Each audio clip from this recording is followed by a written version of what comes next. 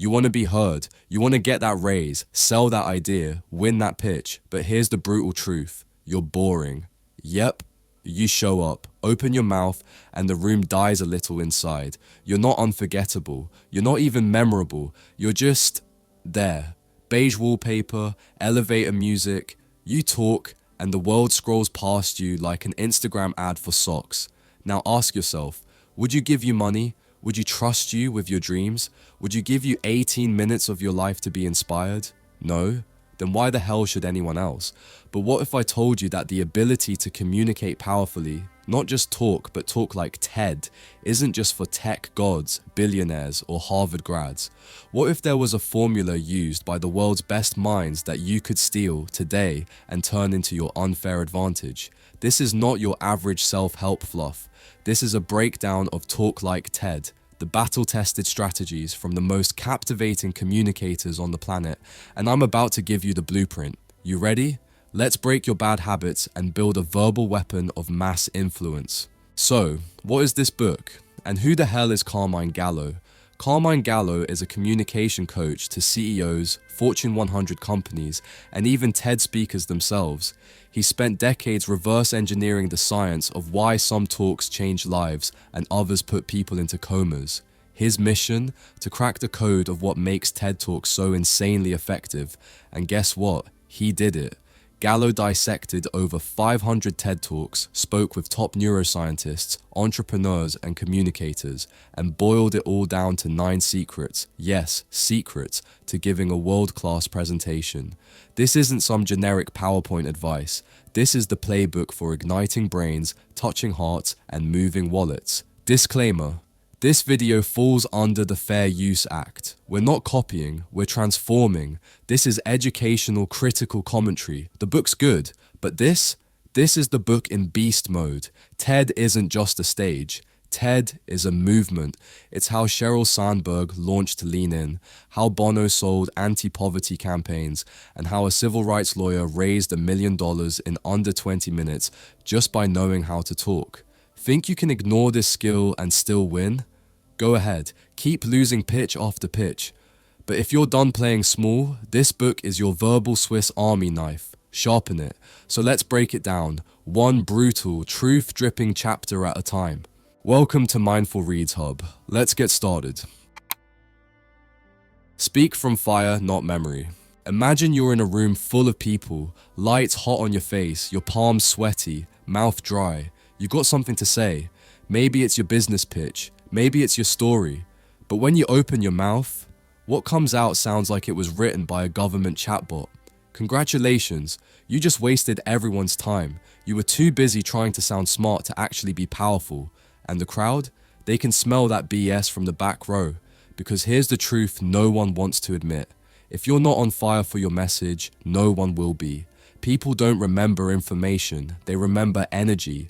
Passion is the entry fee for influence. It's not optional, it's the cost of attention. You're not there to recite facts, you're there to bleed for your beliefs in front of strangers until they can't look away.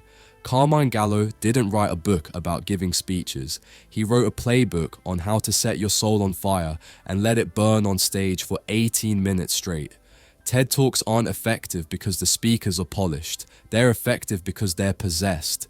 Their message eats them alive from the inside. They're obsessed. And that's exactly why you listen. That's the first brutal truth Gallo opens with. The world's greatest communicators don't present. They preach what they practice. Every one of the top TED speakers, from Sir Ken Robinson to Brené Brown, is evangelizing a message they would literally tattoo on their foreheads. Why? Because passion isn't just a delivery tool, it's the damn engine. Still don't get it? Picture this. There's a guy named Brian Stevenson, lawyer, civil rights activist. He gets on the TED stage and talks about justice, not justice as some abstract principle. No, he talks about it like it's his mission, his obsession, his identity. In his talk, Stevenson didn't just recite legal stats. He spoke with grit, with grief, with the kind of urgency that makes you feel like the roof is on fire. And guess what? He got a standing ovation, the only TED speaker to do so before even finishing. Why? Because passion is magnetic. You can't fake it, you can't rent it. If you're not talking about something that makes your stomach twist and your heart race, why the hell are you even talking? You're not here to memorize bullet points, you're here to ignite belief. This is what separates TED speakers from 99% of corporate zombies stumbling through PowerPoint hell. They're not performing, they're revealing. They don't talk at you, they share from within. Gallo shows that all great communicators pull from the same source, a deep personal why that fuels their every word. Think of it like this: if your talk isn't urgent to you, it won't be important to anyone else. And if you're thinking, but I don't know what I'm passionate about, then that's not a communication problem. That's a you problem. You can't fake fire.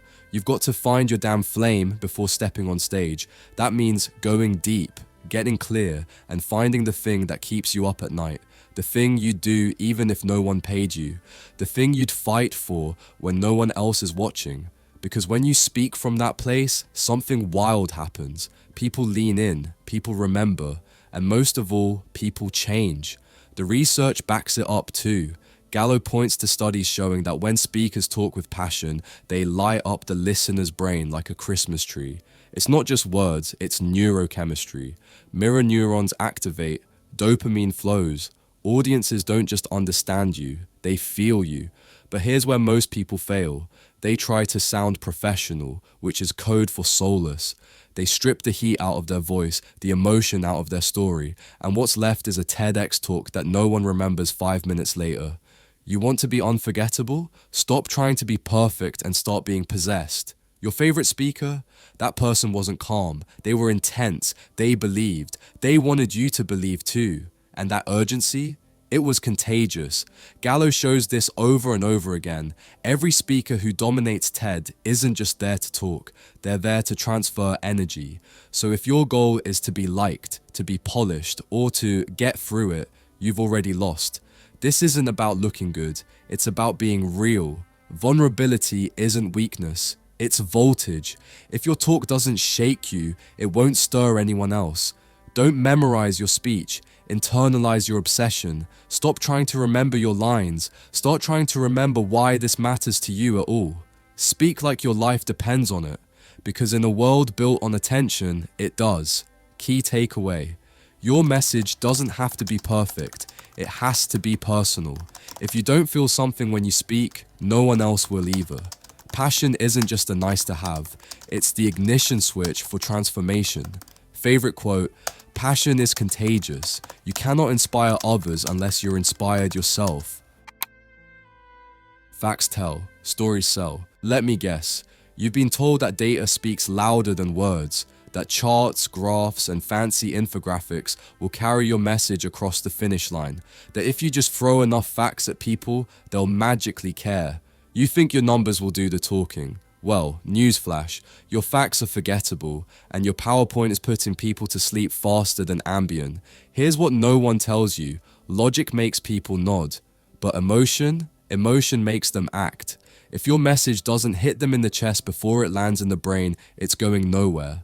Carmine Gallo breaks it down without mercy. Storytelling isn't optional, it's survival. People are wired for narrative. Our brains are still stuck in cave-era software. We respond to story the way plants respond to sunlight. If you don't wrap your truth in a story, it never enters the bloodstream. And let's be real, you're not giving a TED Talk to educate. You're there to persuade, to provoke, to punch through the mental clutter of people who'd rather be watching TikToks of raccoons washing cotton candy. If you don't make them feel, you've already lost. Still want to lead with bullet points? Cool. Let me know how that works out when your next investor forgets your pitch 30 seconds after you leave the room. Want proof? Take neuroscientist Yuri Hassan's research, which Gallo wisely includes. When someone tells a story, the audience's brain patterns start to sync with the speaker's. Think about that. Their brains literally align with yours. Not when you dump data on them, but when you draw them into a narrative. That's not communication, that's neural hijacking, and it's legal. Now compare that to your average office presentation. Slide after slide of sanitized, lifeless data. No stakes, no journey, no humanity. You're not speaking, you're bleeding out attention. You're the human version of Clippy from Microsoft Word, But when you tell a real story, something personal, something vulnerable, you stop being a presenter and start being a person. And that's when people actually start to care. Why? Because humans are social creatures, and stories are how we bond. Your audience doesn't want a lesson. They want to feel like they're sitting across the table from you, hearing about something that matters. This is what TED legends get right. They don't lead with their resume. They don't flex credentials. They show you their scars, their worst day, their biggest screw up. Why? Because we don't connect through perfection. We connect through pain, triumph, and the messy, gritty details in between. You want your message to stick? Wrap it in a moment they can see themselves in. That means getting personal. That means letting go of your polished armor and saying something real. Gallo points to the greatest TED storytellers. People like Jill Boulter Taylor, who told the story of watching her own brain shut down from the inside during a stroke. Not a lecture, not an explanation, a moment, a story that made you feel her fear, her awe, her revelation. But don't get it twisted. This isn't about turning your life into a therapy session. It's about relevance. The stories that hit are the ones that reveal something universal through the lens of something personal. You don't need a tragic backstory. You just need truth wrapped in emotion. Even business legends get this. Gallo calls out Howard Schultz, the former CEO of Starbucks, who didn't just pitch coffee. He told the story of watching his father lose jobs and dignity, and how that drove him to build a company that treated employees like partners. That story, it wasn't just branding, it was belief. And you, what's your belief? What's the story behind your mission, your business, your idea? Because if you can't answer that, you don't have a message. You have a product description. Let's talk tone. Too many speakers sound like they're on stage trying to impress a panel of judges. Relax. Nobody wants to be impressed. They want to feel something. Ditch the performance. Have a conversation. TED's best talks don't sound like speeches. They sound like truth shared between friends. You ever talk to someone who's just trying too hard? Over-rehearsed, over-scripted, sounds like they swallowed a TED Talk generator and spit out buzzwords. It's awkward, it's fake, it's forgettable. Your audience wants real. They want unfiltered. They want you, just not the version you think sounds smart. The version that's vulnerable, the version that gives a damn. Gallo makes it clear, the most powerful communicators don't perform. They reveal. They speak like they're letting you in on something intimate, urgent, and deeply important. It's not, let me explain this to you. It's, let me show you something I believe in. You don't need a mic to tell a story that matters. You need courage. The courage to be real, to ditch the performance, to speak from experience, not ego. Every story you tell should scream, I lived this, I survived this, and now I'm sharing it with you. Stop treating your message like a lesson plan. Treat it like a story that saved your life. Key takeaway: facts might win debates, but stories win hearts. If your message isn't wrapped in emotion, it's dead on arrival. Storytelling isn't fluff. It's your most lethal communication tool. Use it. Favorite quote: personal stories are the emotional glue that connects you to your audience. All first, explain later. Let's not waste a second, because that's the exact thing you're probably wasting when you speak. You think the key to being heard is to be smart, articulate, informed. Wrong. That's the baseline. That's the ticket just to be in the room. If you want to actually shake people, move them, flip their brains upside down and make them say, holy shit, I never saw it that way before, you need something else entirely.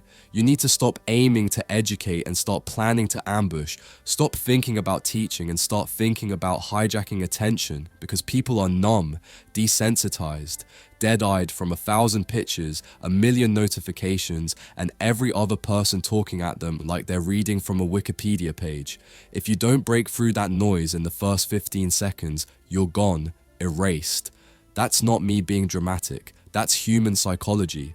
Carmine Gallo spells it out clearly. People don't crave information, they crave transformation. And transformation doesn't happen with facts. It happens with moments that twist their expectations, detonate their assumptions, and slap them awake. You want to teach something new? Great. Then start by surprising them.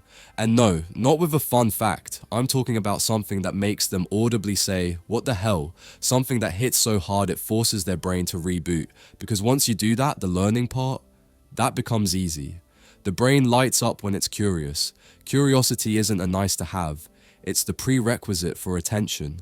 Look at the best TED Talks, the ones that go viral, the ones that rack up millions of views and live in people's heads for years. What do they all have in common? They all start with awe. They open with a story, a question, a twist, something that doesn't just grab attention but breaks the mental script. And that's the thing. Audiences don't listen with open ears. They listen with walls, with skepticism, with internal voices saying, "Yeah, I've heard this before." If you don't shatter that defense system early, nothing else you say will matter. And no, this isn't just theory. Gallo digs into the research. He brings up the concept of the aha moment, the moment when the brain shifts from confusion to clarity. That moment, it's dopamine fueled. It feels good, it feels memorable, it literally changes the chemical balance in the brain. So if you want your audience to not only understand your idea, but remember it, you need to engineer that moment of revelation. But here's where most people fail, and where you're probably failing right now. You're explaining too early. You're too eager to teach, to prove you're smart, to offload information like a college professor on Red Bull. But the audience doesn't want your knowledge. Not yet. They want to feel something. And then, maybe, if you earn their interest, they'll let you teach them. You think you need to show your expertise. You don't. You need to shock their operating system. You need to say something that makes them pause and lean in. Something that lights up the neurons and says, "Pay attention. This matters." That's what the best communicators do. They're not just smart, they're strategic. They know that teaching is a seduction. You don't walk in and start dumping knowledge. You lure people in with curiosity, mystery, even tension. Want a real-world example? Look at David Blaine. The guy's a magician, sure, but his TED Talk wasn't about magic. It was about holding his breath for 17 minutes. That's not just impressive, that's medically insane. But he didn't start with, "Here's how I did it." He started with the impossible, the unbelievable. The moment that makes people say, "Wait, what?" That's how you get people to care. Then, and only then, do you start explaining. You lead with the jaw drop. You follow with the details. And it's not just for performers. This applies to entrepreneurs, educators, activists, anyone trying to change minds. If you walk into a room thinking you're there to educate, you've already lost. Your first job is to disrupt, to break the pattern, to flip the script. Gallo talks about this over and over. Your ability to surprise is your superpower. People remember the things that violate expectations. They remember contrast. They remember novelty. So stop playing it safe. Stop trying to be correct. Be unforgettable. That means you've got to rewire your approach. Don't open with a list. Don't open with credentials. Open with wonder. Open with a question that no one sees coming. A visual they can't unsee. A claim they can't ignore, because the moment they lean forward, that's the moment you've earned the right to educate. Here's the part no one wants to hear. Most of you are boring because you're playing defense. You don't want to risk being weird or dramatic or provocative, so you stay in the middle, safe, predictable, which also happens to be the exact place where attention goes to die. If you're not triggering emotion, you're invisible, and invisible doesn't sell, doesn't move, doesn't matter. You want your idea to live rent-free in someone's mind, then stop easing into it. Start with the hit, then teach.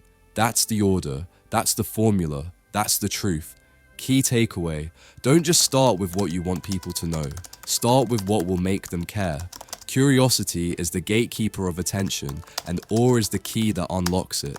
Make them gasp before you make them think. Favorite quote, "The most successful presentations are those that teach something new in a surprising or unexpected way." Make them laugh, make them see. You're trying too hard, that's your problem. You walk on stage or into that meeting or that interview or that first date, and you're armored up with jargon, nervous energy, and a stiff as hell delivery. You think being serious makes you sound smart, but here's the inconvenient truth no one's told you. Serious is boring. Smart without soul is white noise. And if people aren't laughing, imagining, and leaning in, they're tuning out. Because being technically correct is worthless if nobody gives a damn. You think humor is unprofessional? Imagination is soft? Cool. Keep watching people glaze over while you vomit data like an emotionless robot. Because here's what the best communicators know. People don't listen with their brains first. They listen with their bodies, their gut, their heart, their curiosity. And if you're not hitting those switches, you're just wasting oxygen. Carmine Gallo breaks it down with brutal clarity. The most compelling TED speakers, they use humor not as decoration, but as leverage. They paint mental pictures that stick like gum on the bottom of your shoe. They understand that the human brain isn't a hard drive. It's a messy, emotional, visual, pattern-seeking machine. And if you don't give it something fun to latch onto, it will eject your message like spam. Want a hard truth? Most people treat communication like a transaction. Here's my information, now respect me. That's not how it works. Communication is a performance, even if you're a scientist, even if you're a lawyer, even if you're pitching a SaaS platform to a room full of VCs. If you want to win attention, you need to earn it with entertainment. And humor isn't a bonus, it's the fastest way to disarm resistance. It makes you likable, relatable, human. And no, you don't have to be a stand-up comedian, but if you can't laugh at yourself, if you can't poke fun at the world, if you can't find the absurdity in the thing you're talking about, then you probably don't understand it deeply enough. Humor reveals depth. It shows you're confident. It shows you know your stuff so well, you can play with it. That's mastery. You think Einstein was all lab coats and equations? The man was a walking meme before memes existed. He knew humor didn't make his message less important. It made it inviting. Gallo points out that humor activates reward centers in the brain. It floods your audience with dopamine. And dopamine, that's nature's pay attention drug. It tells your brain, this matters, remember it. And visuals, same deal. You've got a canvas called the human imagination. Use it. Stop explaining abstract concepts like a math teacher on a Monday morning. Start painting pictures. Gallo highlights speakers who describe their ideas so vividly, you feel like you're watching a movie, not listening to a lecture. Think of Hans Rosling, the guy who turned global poverty data into a techno-visual experience that made people cheer. Freaking cheer! For data, if you're not tapping into people's imagination, you're speaking in black and white in a world addicted to 4K. Still not convinced? Think of any story you still remember from childhood. Why do you remember it? Not because it was useful, because it was visual, because it was funny, because it had life. Now contrast that with the last PowerPoint you sat through. Death by bullet point. That's what most communication feels like, a funeral for human connection. You want to teach? Make them laugh. Want to persuade? Make them see. Gallo's point isn't just that humor and imagery are helpful, it's that they're essential, because the human brain forgets most things, but it remembers how you made it feel, and laughter, wonder, curiosity, those are emotional glue. They're what turn your message into a memory. Let's get personal. If you've ever said, I'm not a funny person, guess what? You're probably just afraid. You're afraid to look silly, afraid to fail, but real impact lives on the other side of that fear. Humor isn't about cracking jokes, it's about cracking open, dropping the mask, letting your guard down long enough for people to actually see you. And that's the point. People don't want your information, they want you, the real you, the one who trips over a word and laughs it off, the one who tells a story so vividly they can taste it, the one who makes them forget they're in a room full of strangers and reminds them what it means to be alive. You want to matter when you speak? Then stop hiding behind professionalism. Stop confusing seriousness with substance. Be playful, be visual, be real. That's not just communication, that's connection. Key takeaway, humor and imagination aren't distractions from your message. They're how your message survives the storm of forgettable noise. If people aren't smiling or seeing, they're forgetting. Favorite quote, the brain does not pay attention to boring things. Respect the clock, own your space. You think you need more time to be effective? You don't need more time. You need more purpose, more clarity. You need to stop running your mouth like a broken fire hydrant and start speaking like every second costs you money. Because here's the truth, nobody wants to hear you talk for an hour. Not your team, not your clients, not even your mother, especially not your mother. We are drowning in content and starving for clarity. And if you can't deliver your message with a scalpel instead of a sledgehammer, no one's sticking around to hear you ramble your way to the point. Carmine Gallo didn't just say, shorter is better. He lit a damn torch under the idea that being concise is a weakness. You've been lied to. You think long talks sucks expertise, that more slides sus more authority, that if you go over time, you're just being thorough. No, you're just being lazy, bloated, indulgent, because brevity isn't a restriction, it's a discipline. It's a test of how well you actually understand your message. The clearer your thinking, the shorter your explanation. Period. TED Talks are capped at 18 minutes, not 19, not 42, 18. That's not a random number, it's a psychological sweet spot. It's long enough to be substantive, but short enough to hold attention. Gallo emphasizes this like a warning siren. The average person checks out at the 10-minute mark. If you don't own those 18 minutes with intention, they own you with boredom. Still not buying it? Let me make it real for you. Ever been to a meeting that dragged on past the point of relevance? Ever listened to a podcast that took 12 minutes to say what could have been said in 90 seconds? Ever sat through a Zoom presentation that felt like punishment for something you didn't do? Then you know what I'm talking about. More time doesn't mean more value. It just means more opportunity to waste people's attention. And let's talk about your zone, because the other half of this chapter's smackdown is about staying in your damn lane. Not everything is your message. Not everything is your stage. Gallo spells it out. The most powerful communicators stick to what they know, what they live, and what they breathe. Authenticity isn't a style, it's a boundary. And when you try to sound like someone else or venture into topics you don't actually own, audiences can smell it. You become noise, not signal. Want to know why the best TED speakers don't flop? Because they talk from deep expertise, not shallow ambition. They know their lane like the back of their hand. They don't fake fluency, they embody it. You can't inspire someone with an idea you barely understand. You can't teach what you don't live. And you damn sure can't fake conviction. Your audience wants truth, not theater. This chapter isn't just a lesson, it's a full-blown intervention. You are not the exception. You are not more interesting than the attention span of your audience.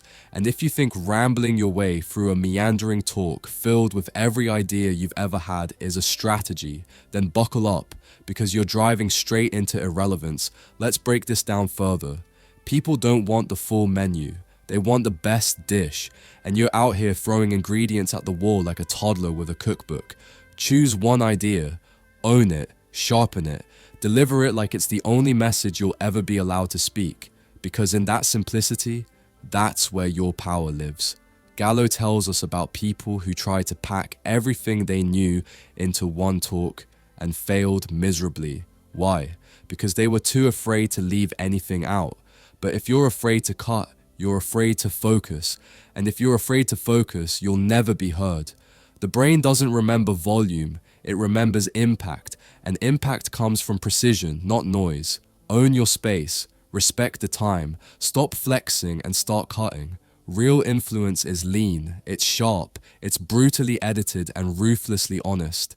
Key takeaway. If you want to be remembered, say less with more intention. Cut the fluff, stay in your lane, and for the love of clarity, respect people's time like it's sacred, because it is. Favorite quote, 18 minutes is long enough to be serious and short enough to hold people's attention. Conclusion. You sat through all that, you made it here, which means one of two things. You're either hungry for truth or you're tired of being forgettable. Either way, good, because Carmine Gallo's Talk Like TED doesn't just hand you tools, it slaps the excuses out of your mouth and dares you to actually matter when you speak. Let's stop pretending you need to be the smartest person in the room. You don't. You need to be the one who moves the room, the one who lights people on fire, not lulls them to sleep with a verbal lullaby of bullet points and buzzwords. You need to show up with clarity, with stories, with surprise, with laughter, with soul, and then leave like you just rearranged someone's worldview. Because that's the level of communication this book demands, not performative crap, not hey guys stage presence. I'm talking nuclear level authenticity, shaped with surgical precision. Gallo's book is a war manual for the attention economy, and if you haven't realized it yet, you are at war. Against apathy, against noise, against boring, pointless communication that wastes your time and other people's oxygen.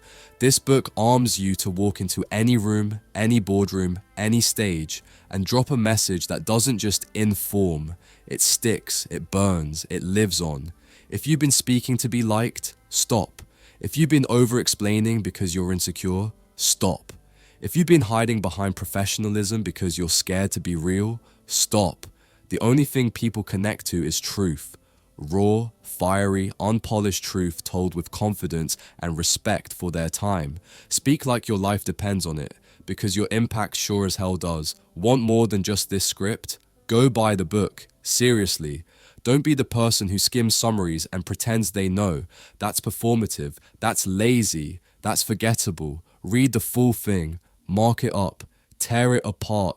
Build something with it. Because this isn't just about becoming a better speaker. It's about becoming someone worth listening to. Buy the book. Support the author. Be better. And if this video slapped you upside the head in the best way possible, smash that like button like it owes you money, hit subscribe if you're done being average, and drop a comment if you're ready to stop talking and start commanding attention. Until next time, speak with fire, not fluff, and if you're not ready to be unforgettable, stay silent.